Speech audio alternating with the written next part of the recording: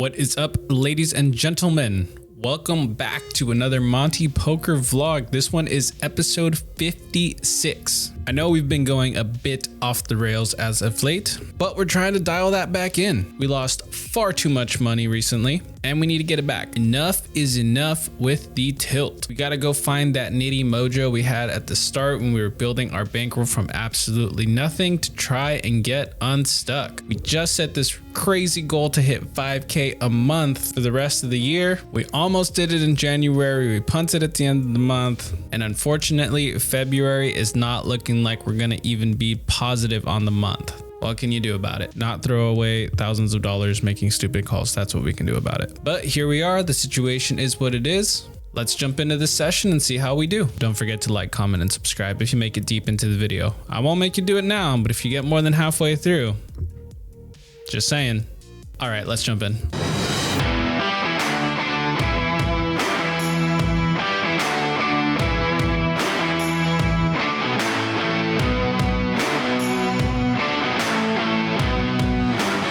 We start off the night with our typical $300 buy-in, which is the cap for this 1-3 game, at least at the start of the night. This is your first time tuning into the vlog. This is a match the stack game, so the stacks are going to get much deeper. Everybody else also starting off for the table maximum of 300. Dealer gets the cards ready, and we're off to the first hand of the night. There's a $10 button straddle by our arch nemesis, Mr. Brian. We look down at ace jack suited and decide to put in the call. Small blind comes along for the ride. Big blind folds. And why did we limp a hand as strong as ace jack suited under the gun instead of putting in a raise? Well, because Brian's been shoving any two cards. We're only about 10 minutes into the session, but he's gone all in pre-flop about 3 or 4 times. And he does not disappoint this time. He goes all in for 550, small blind folds. I double check my hand to make sure we still have a premium. I call for 264, and of course, this time he has pocket queens. Looking for an ace or a bunch of spades. Rainbow flop is no help. The queen of hearts on the turn completely kills us, and we go off to the inconsequential 6 of clubs on the river. Not sure what's going on, but Brian's had our number for a few weeks now, and we just can't seem to beat him in anything besides a flip. Rather unfortunate, but luckily we only had a little under 300 behind. That being said, it was time for an add-on, and some of the stacks were starting to get big on the table, so I added on for 900, threw my Flareon on top, and we are good to go. For this next one, the button straddle is on by yours truly, and we look down at a premium ace king offsuit. Brian opens 220. 2 players call in between, and when the action is back on me, I think I should be raising here almost pure. Typically, I would probably squeeze here to about $120, $140, try to take that money, and if anybody wants to call, they're gonna pay for it. But that's not what we do. For some reason, I decide to just flat call the 20 here. Not really recommended with such a strong hand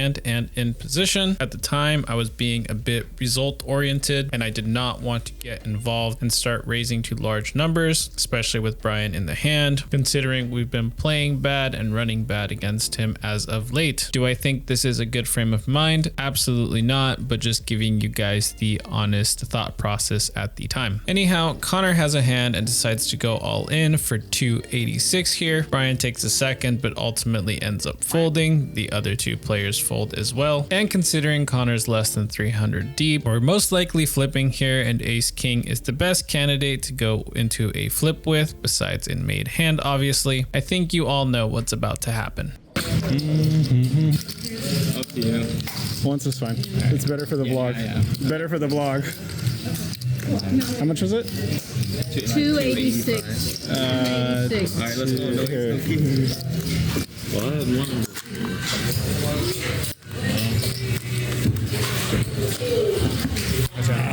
Unfortunately, we were unable to hit either our ace or our king. Connor takes this flip down, and just like that, we're stuck $600 on the session, but that's quite all right. We still have plenty of chips in our stack, and there's plenty of chips on the table to go around. This next hand is an interesting one. There's a $15 button straddle. We're under the gun with pocket 4s and decide to just call the 15 here. 2 more players come along for the ride, and then Brian goes ahead and checks his option. $60 in the middle, and we go to a great flop flop of 6, 4, 8 with 2 hearts. We have a monster and it's super disguised here. Yes, there's a potential straight already out there. And yes, it's the exact hand that we got stacked with 2 sessions ago by Brian, but we're gonna go ahead and put in a check here. Hopefully he doesn't have that hand again and bites. Unfortunately, the action checks around and then we see a jack of diamonds on the turn. We already took a risk on the flop checking such a wet board. Not going to be doing that twice. Unfortunately, this pot is super small, so I put in a small bet of $30, which is about half the pot. Foddy puts in the call, Brian gets out of the way, and the last remaining player gets out of the way as well. 120 in the middle, and the 7 of clubs peels off on the river. I fire out here for $60, which is about half the pot, and Foddy instantly announces 5,000, and then fist bumps our boy Brian. At this point, I flip over my cards, and I am in complete disbelief. How do we keep running into these situations where we start off with amazing hands, and then by the time we get to the river, we're put to these massive decisions for hundreds, if not thousands of dollars into pots that quite literally have less than $200 in them. Foddy even went as far as to announce a $5,000 bet, which is now Brian's infamous bet sizing that gets paid off by yours truly. I thought about this for quite a while, and after going back and forth for a minute, I somehow convinced myself that they can't always have it. There's no way we keep running this bad, and that our opponents keep hitting gut shots and 3 outers against us, or getting whatever 2 cards they need to beat us in a hand. I flick in the call, and our opponent shows 9-10 for the nut straight, and now I can't blame anybody but myself for slow playing this hand on the flop versus 3 opponents trying to catch a player that stacked us twice over 2 weeks ago. It's starting to become abundantly clear to me that we've been playing very emotional poker as of late, and after that hand, I got even more annoyed at myself for making an absolutely ridiculous call that was completely unnecessary, and make an even more questionable decision to buy back in for 1100. Hopefully we can reel in the tilt and recover some of our losses. For this next hand, we look down at 2 hockey sticks in the big blind. There's an open to $10 by the low jack, the hijack, and the cutoff fold, but the button makes the call. Action gets back over to me, and I decide to bump it up to $45. The low jack says that's not enough and re-raises to 160. At this point, I am putting our opponent on a bigger pair. I'm thinking 10s, jacks, or queens, more leaning towards the queen side, but I guess it could be ace king suited as well, but I really am putting our opponent on a made hand at this point. Keeping that in mind, I decide to make the call here to either try to catch a set or to get a bit malicious on any ace or king high board. 330 in the middle, and we go to a board run out that comes 4-6 deuce with 2 spades. I immediately take the lead with a half pot size bet of 150. Our opponent thinks for a sec but puts in the call. When our opponent doesn't re-raise us here, I'm thinking he may not have a big a pair as I originally thought. I'd expect jacks or queens to re-raise here a lot of the time, especially considering how connected this board is. So when the king of hearts peels off on the turn, I get really concerned. Does our opponent have a big pair like we thought? Does he have more of a mid-range pair that's concerned with us having a bigger pair than he does? Does he have ace king? Or are we completely off the mark, and did our opponent just 4-bet us super light pre-flop? Ultimately, I couldn't decide and leaned towards a bet. I fired 300 here, and it didn't take very long for our opponent to return his cards to the dealer face down. We're scooping a much needed pot to get our chip stack moving in the right direction. This next hand, there's a $10 open, a caller in between, and I decide to call the $10 here with ace 9 of hearts. The button calls as well, but the small blind isn't having it. He's increasing the price of poker to $75. Brian puts in the call, the neighbor to my right puts in the call, and when the action gets back to me, I think we're priced in to call as well. And the button hates money because he throws his cards into the muck. 310 in the middle, and we go to this flop 4 ways, which comes 8, 7, 10 with 2 diamonds. Personally, I wish those diamonds would be hearts, and then we would have an absolutely monstrous draw, but you know, beggars can't be choosers. This is about as good as it's gonna get without seeing a board with 2 9s on it. The small blind fires for 100. Brian gets out of the way. The neighbor to my right gets out of the way. And when the action's back on me, I think we're getting much too good a price. It's gonna be $100 to make a pot of 5-10 with an open-ended straight draw. So naturally, we're gonna flick in the call here. We're going heads up to this turn, which comes the 4 of spades. Small blind continues here for a $300 bet. This is a bit on the pricier side, but I look at what our opponent has left behind, and he has less than $500 in his stack. So I start thinking to myself, if we call this, the pot's gonna be a little over $1,100. Our opponent will have less than half the pot remaining in his stack, and it really seems like he has a big pocket pair. I'm thinking queens, kings, or aces, more leaning toward the king or aces side of things. Keeping that in mind, if we make the call here, we're likely to get the rest of the money that he has left. So I think it's worth trying to hit this card on the river. So we put in the call one more time, praying for a 6 or a jack, and the river brings us a 9 of diamonds. Yikes. We hit a pair here, but there's absolutely no way it is good. Our opponent goes all in for 552, and we have no choice but to fold. Rather unfortunate. That would have been a great hand to hit and would have helped climb out of the deficit we have currently found ourselves in.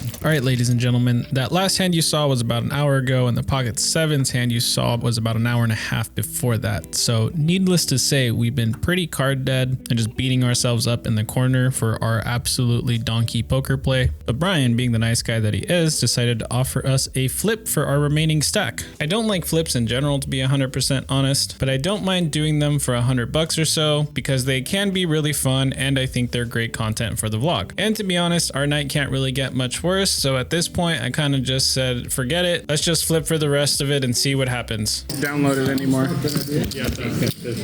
You do heads up? If you want to hit the... Yeah. You're not going to click for him. These are the only ones I win versus Brian. He's leaving or something? Yeah. You guys are going on in line? I just want him to have more so I can win more. Yo comprendo. I'll get it. Full screen. One time. All right, we do it. We don't look right. One runs better than the streamer. Sixes. Pair of eights. Pair of queens. Sixes. No, needs a 5 now. Oh, you got it. You got it. Sick. Flip them over just for the drama. I'm telling you, these are the only things I beat Brian in. Just our flips. Well, as you saw, ladies and gentlemen, we were able to win a flip with Brian. Phenomenal. Now we have some chips to play with. We're in for, I think, 2,600 at this point in the night. So we were in desperate need of that double up. Let's see if we can keep running it up. And the answer is unfortunately not. We were still pretty card dead. About 40 minutes went by. Brian offered us another flip. And this time he even sweetened the deal. We only had about 735 in our stack and he offered to throw 800 in there. We obviously took the offer. Otherwise we wouldn't have this clip about to roll. But now looking back at it, this is absolutely insane. I'm doing a coin flip for almost $800. This is definitely out of character for me, but at the time, all I could think about was how much money we were stuck and how it was going to be impossible to get it all back. But this coin flip was like the light at the end of the tunnel, giving us an option to get out. Feel my heartbeat in my throat as the chips cross the line, potentially regretting the decision we just made. If we can't win this one, it's going to be time to pack it up and go home. Let's see what the poker gods have in store for us now.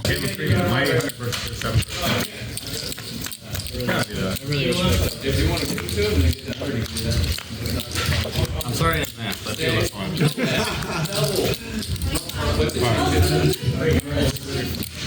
Oh, shoot. Wow. Good.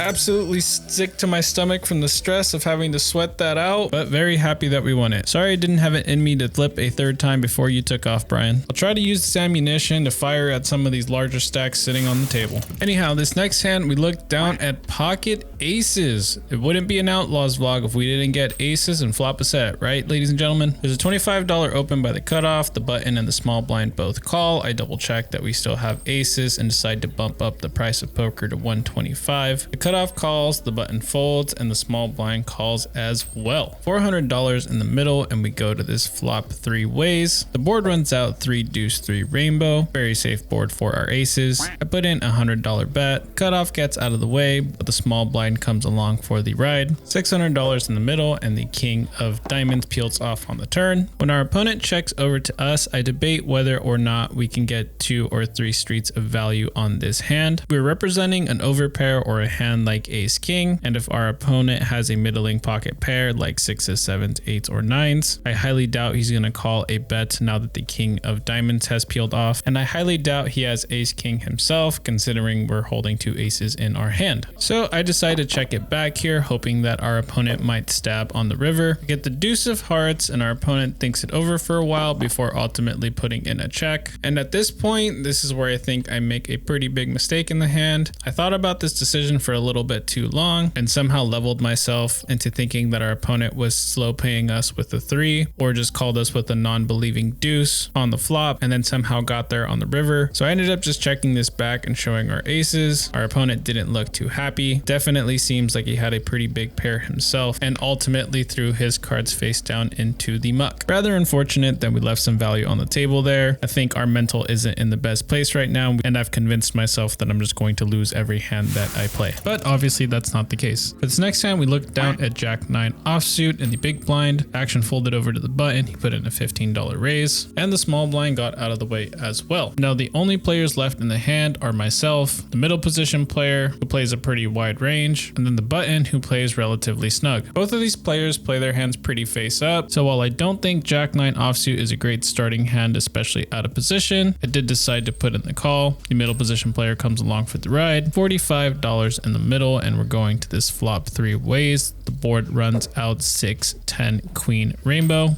Action checks to the button who decides to fire for 25. I put in the call and middle position gets out of the way. The 10 of clubs hits the turn, and I think this is a much better card for us than our opponent. After he bet the flop, I'm just going to put him on a lot of queen X here, so I decide to lead out here for $40 with plans to size up on the river, whether or not we actually hit our straight. Our opponent puts in the call and the river brings us the 9 of clubs. We hit a pair, but I don't think it's going to be good, so we go for a chunky pot size bet of 175 here. Our opponent very quickly puts in the call, which I'm actually quite surprised, but I'm less surprised to see the call after our opponent flips over ace 10 offsuit. I'm honestly not upset with the way that I played the hand. Given the fact that the second card paired and an open ender got there, I felt like this was a great board for us to bluff at. For this next hand, we look down at pocket 8s on the button with a $10 straddle. We get a couple of callers, and when the action gets back over to me, I decide to bump it up to $70 here. The small blind and the big blind fold, and the gun decides to re-raise us to 185. The 2 remaining players fold, and when the action gets over to me, I can't fold for this amount. It's a little bit more than a min click, and both I and the villain are deep enough to make this profitable if we hit a set. 410 in the middle, and the flop brings us 3 ace 10 rainbow. Our opponent checks it over to us, and at this point, I'm a bit confused. He limped for $10 under the gun. I raised to 70 on the button, and then he re-raised to 185. This just screamed strength in my opinion. I'm thinking our opponent has one of 3 hands: aces, kings, or pocket 4s. Aces was my first choice, but given the fact that an ace hit the board, it's a little less likely now. Kings would most likely check this flop, call 1 street, and then reevaluate on the turn. And given the fact that under the gun is a thinking player, I wouldn't be surprised if he thought I was just going for a straddle and position raise with all the limpers that had come in for 10 pre-flop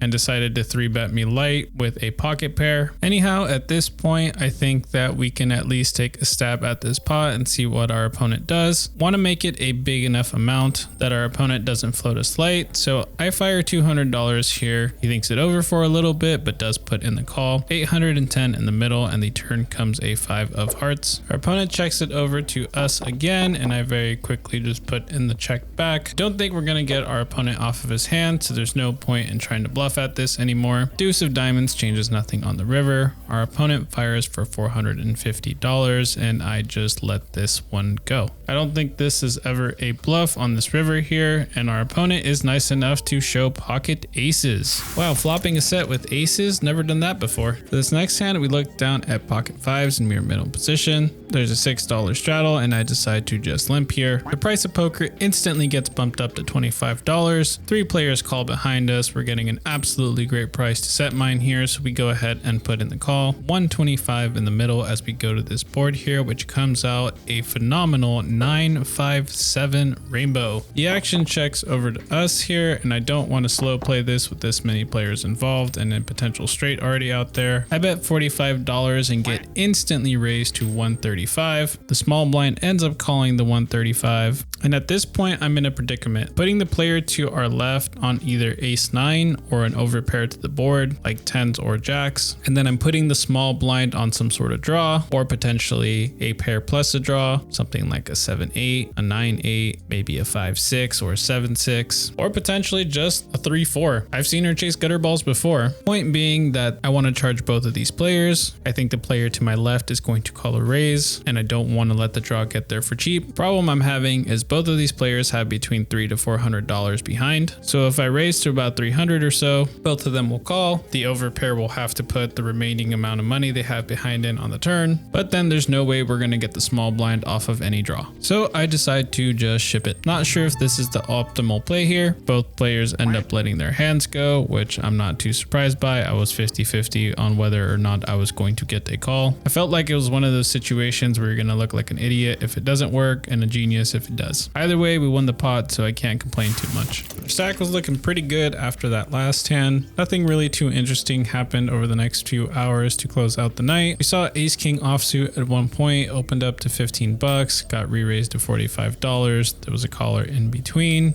We went 3 ways to a flop. Pot was 135 bucks. Board came out 10 queen 4 rainbow. Our opponent continued for $50. We floated him one time, trying to catch an ace, a king, or a jack here. Action check through on the deuce of spades on the turn. Action check through on the deuce of clubs on the river. Our opponent showed a pair, and we lost 95 bucks in this hand. Nothing too crazy, but if you want to see crazy, you know how we like to close out our vlogs here with the good old-fashioned PLO flip, as if we didn't have enough of those today. We put our 100 bucks in the middle. There was 3 other players involved, so we can make a profit of 300 if we hit on this hand. We're putting away the rest of our chips because we're not going to be needing those for the rest of the hand, and I'll let you guys enjoy the clip from here. I'm right, yeah. I'm finally up first.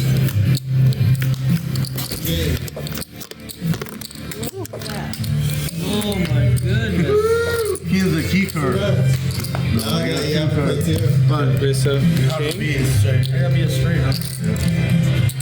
Queen to be. very good. You got queens ahead. Yeah, and you have part of the puzzle. Oh. There's part of the puzzle. Are we all gonna have Broadway and chop this freaking thing? Oh no.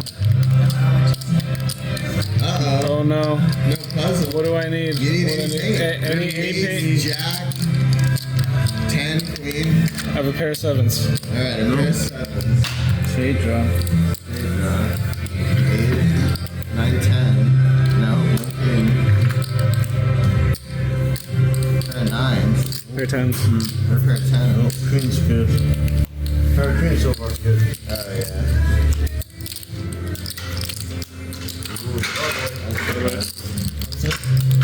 Jack, 2, blocker. Oh. Queen, you need a Ace. No king. Alright. So that last hand actually went to the aces and kings, not the ace with the queen. I don't think my editor is very familiar with PLO because the hands are often off a little bit on the graphics. Usually I can just adjust them and post edit, but this time I could not, or I could have, rather I did not. I just decided to tell you guys instead because it is 11 p.m. Wednesday night right now as I'm editing this, and I did not want to take the time. Sorry, I was being lazy. Anyhow, looks like we have a little over 1,300 for this cash out. Nowhere near the 2,600 that we started the night with, but we didn't leave everything here. The deficit wasn't anywhere near as bad as the last couple sessions that we had. We'll go over the stats real quick and the outro in just a moment, and I'll give you guys some final thoughts on the session. All right, ladies and gentlemen, reporting to you guys from my office maybe 2 or 3 weeks after the fact. I'm gonna get better at trying to record these after session thoughts after the session, you know, so they're a little bit more accurate. Trust me, I remember how I was feeling, but you know, you guys don't get the same raw emotion, you know. It doesn't have to be immediately after the session, but just like next day, maybe 2 days later. So I'll get better about doing that. Anyhow, how do I think we did? Also, apologies. I try to look a little bit more presentable, but it's late. My office is a mess. My cat and dog are fighting in the background. Not sure if you can hear it. All of this is very relevant. Back to the poker. Sorry, guys. So this session, where were we at? Not in a good headspace. I'm gonna tell you that. I thought the session before this was bad. I came into this session in a way worse headspace. Lack of sleep was even worse than the previous week because I was just behind on the vlog. Valentine's Day was coming up and I was trying to figure out whether or not I was doing anything for it. So that was a whole nother thing that was going on as well. I did things for my birthday the weekend before, which led to a lot of lack of sleep and being very behind on a bunch of tasks, which, you know, totally fine. Birthday was awesome. Can't say I complained. Managed to squeeze in something with family, friends, coworkers, all of the above. Very appreciative. Thank you guys so much for the birthday wishes and, you know, dinner or going out, whatever it is that we did, or going over to family's house and having dinner, all the things that we did. Fantastic, phenomenal, love it. Very appreciative for all the love and support that I get from you guys, not just on the vlog, but in my day-to-day life. And while I love it, I'm having a very hard time balancing all those things in life. Not a complaint, just something I need to get better at because it inevitably affects my poker when I don't stay on schedule.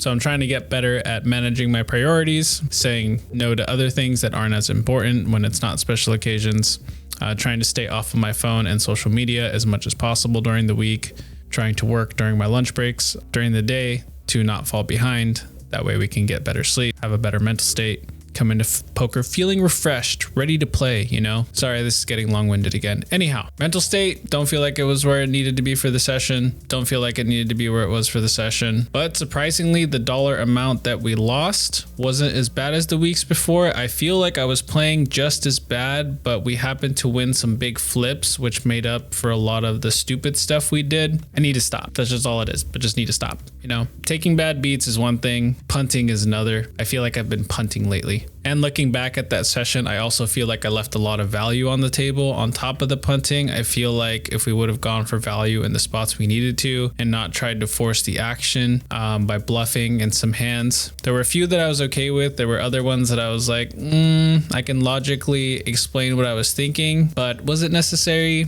Maybe, maybe not. Who knows? If we go with the GTO, they're probably like all folds or, you know, don't bluff in these spots. Shoot, some of them might just be folds pre. They probably are folds pre. So once again, playing terribly. Anyhow, that's enough of the rant. Let's go over the stats real quick and I'll cut you guys loose. All right, ladies and gentlemen. So our total buy-in was 2,600. Our cash out was 1,525. I think I actually ended up having some extra black chips in my pocket that I threw back in the cage after we were done. So there was a little extra there that wasn't actually in play that I forgot about. So that was nice. So our total loss was $1,075. Not as bad as last week, but I don't ever think the goal should be not as bad as last week. I think we should be shooting for profit. And, you know, when we minimize the losses, that's a good thing. So that's all I have for you guys. Thank you for stopping by. I promise you that we have reeled in a lot of the punting and the not as optimal poker play. These upcoming sessions are going to get better as far as the poker. Can't always promise a win, but the poker itself is going to be a lot less punty. Thank you guys for sticking through this little rough patch that I've been going through. I appreciate all the comments and feedbacks you've been leaving as far as the criticisms for the poker. It really helps me, you know, improve as a player. And that's the whole point of this vlog. And hopefully by next week, not only did we get you a better vlog, maybe I'll clean up this office so the background isn't as messy. All right, guys, that's all I have for you. Take care. Good luck on the felt. See y'all next week. Peace.